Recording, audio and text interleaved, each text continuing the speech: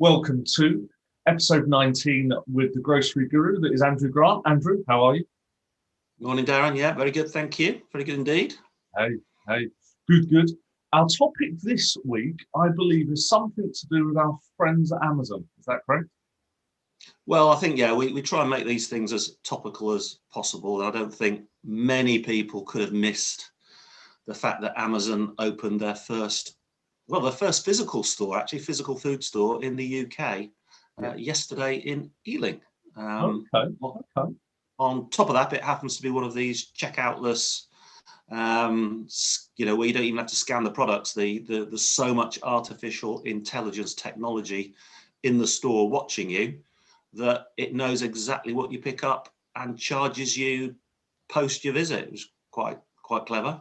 It is. And I've got this article. This is the BBC's article, which you sent me yesterday for us to discuss. And I can see some new terms coming out like till less, checkout less. They're terms that are coming. That's what Amazon's driving here. And as you say, it's opened in Ealing. And you walk in, they scan you as you walk in, you grab your products and just walk out? Well, no, interestingly, it's a members only, effectively a members only club, because you've got to have Prime membership in order to be able to register before you go in. So, and I can imagine there'll be quite a few people wanting to grab a sandwich or grab a can of something, and the barriers won't let them in because they're not a Prime member. Which would be quite interesting. Effectively, it's a members only, a bit like a Costco on a smaller scale. All right. So we've got Amazon with their first store outside first store in the UK. It's in Ealing. Till-less. I'm just picking up some things here. It says it's first just walk out shop outside the US. There's also some terms like frictionless that Amazon are putting out there. Frictionless shopping.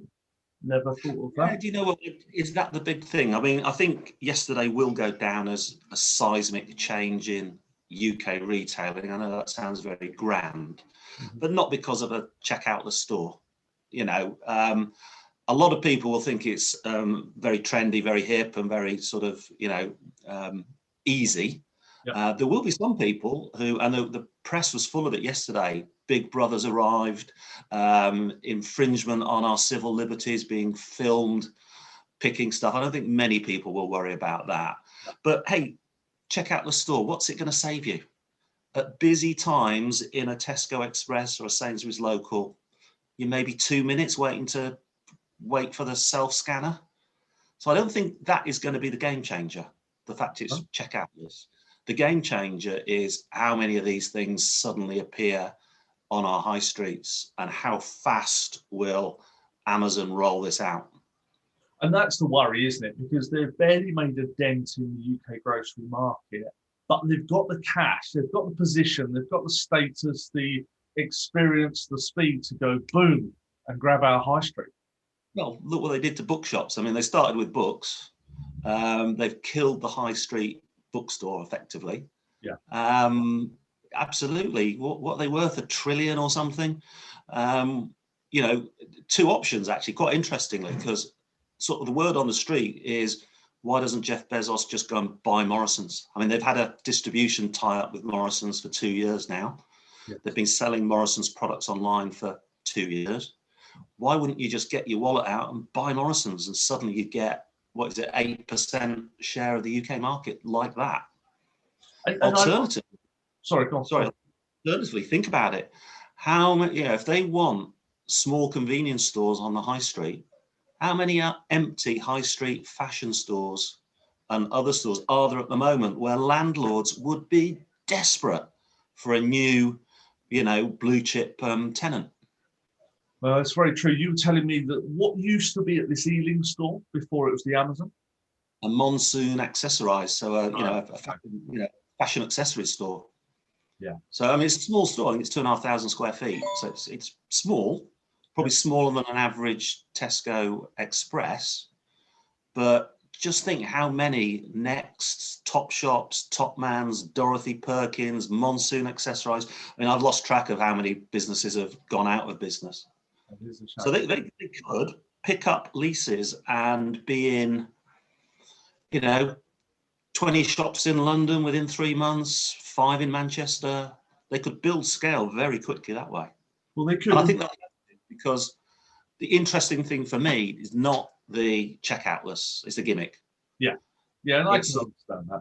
Yeah, it's the reports say, and I must get down there, lots of brand new Amazon own brand food products, so own brand ready meals and own brand sandwiches and snacks. Now, I don't know if you shop Amazon, but certainly in clothing, they've had own brand going for about a year. Yeah. And their Amazon basics on things like batteries and printer ink and what have you. I mean, the quality is superb for the price. Amazon basics batteries are just phenomenal. So if they can put that much effort into the food offer, then that suddenly then becomes, I think, a little bit scary for the likes of Tesco, Sainsbury's, anybody with a big convenience operation. Well, it does. And do you think the UK is of interest to Amazon more than other countries? I mean, why here? Why not anywhere else? Is it because we are world-class grocers, or? No, we're a very, very sophisticated and compact market. Right. So unlike the States, which is effectively 50 different markets, one in every state, we're a pretty homogenous economy. Yeah. And 60 million people, still the 4th richest economy in the world. Why wouldn't you? Come here. The only thing against it is obviously we do have absolute world-class retailers who won't go down without a fight. Yeah, and that's what I was thinking. The bit that's particularly interested me about this report is the shopper bit. So imagine I'm picking up a ready meal, something I used to buy as a buyer, but now as a consumer, I pick one up, I do that sleeve thing when you look inside it, put it back and pick the next thing up. All a club card and the like can do is tell me what I bought, or tell the suppliers and so on what they bought. But now with these scanners and these cameras, hold on, are they checking out like pick that, tried that, squeezed the apple, felt the pineapple? Are they now doing these things as well? Well, they can. And if you think, the big suppliers like Unilever and Coke and what have you, for years, sort of put little cameras on certain parts of the fixture to watch people's eye lines and, for category management, work out how shoppers shop the fixture. Now, Amazon can do that 24/7 with every customer. That gives them a lot of data. It does. And it's also those cameras that you mentioned before with Eyeline. I remember there being hundreds of thousands of pounds of a project, and you get this much data and you go and do something. Now you've got this streaming all the time and updating. Wow. Yeah. That's where the real win is for me. Well, I think it gets even scarier than that, actually. So, there's always the quip that, with Club Card, because Tesco know what you eat, know where you live, know how old you are, they actually know, better than your doctor how healthy you are. Amazon, do you know what Amazon's next big move is? They're already doing it in the States. No.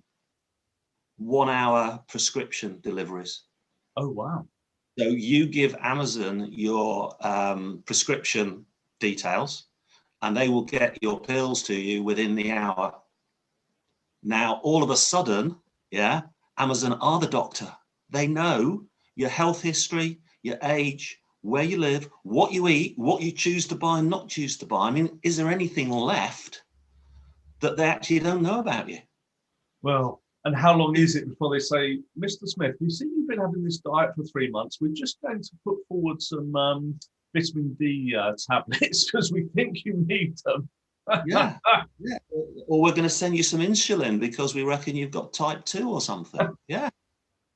Or we'd rather you not be a shopper of ours because you're eating too healthy, you're eating unhealthy and it's not profitable. I mean, scary stuff. Just in our last few minutes, let's really just pick up on a couple of other things they said in here. Amazon with the Morrisons and the Booths tie-up. Okay, you talked about Morrisons for a couple of years. We've got Booths, they're selling their products as well.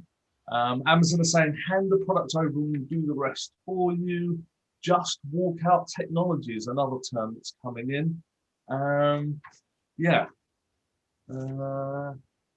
And the threat to the big established grocers. Okay, that picks up on most of what the BBC have reported in their article. Yeah. Okay. All right, Andrew, what's that takeaway to leave the guys with? before next week? What's our take Yeah. round this week? The takeout is, takeout without going to a till. I think is a bit of a gimmick. Yeah. Shoppers won't choose to shop because you don't spend a minute at the checkout.